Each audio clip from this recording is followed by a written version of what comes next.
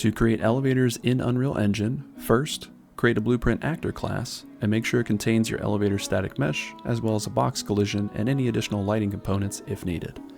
Then create a variable array of type vector so we can store all the locations the elevator will stop at. Make sure this variable is public and the Show 3D widget is checked. In the construction script, pull into a for each loop and check against our variable array we created earlier.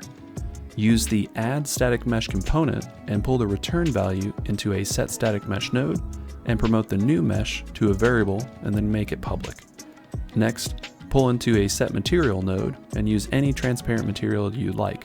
In this example, I'm using a holographic material that combines a Fresnel with a sign remapped to create a pulse effect on some color value. Make sure to also select the Add Static Mesh component node, and in the Details panel, set the collision preset to no collision so it doesn't interfere with the elevator as it's moving up or down. In the graph editor, use the collision box event called onComponentBeginOverlap to cast to your player pawn, and on the success pin, use a flip-flop node to call two custom events that we'll call move up and move down. Add your blueprint to the world, and in the outliner, create at least 2 control points to mark where the elevator should move to when it's going up or down.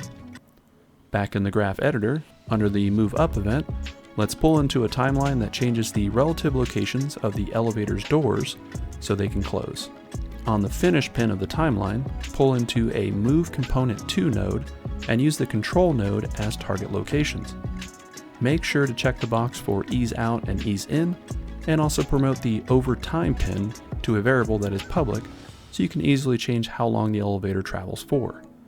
Then on the completed pin, pull into another timeline that adjusts the relative locations of the doors to an open position. Finally, duplicate the move up code for the move down event, but change the control point index value to match the appropriate position when you were adding the control points earlier. And just like that, you have working elevators inside your project that you can easily scale to fit any project size.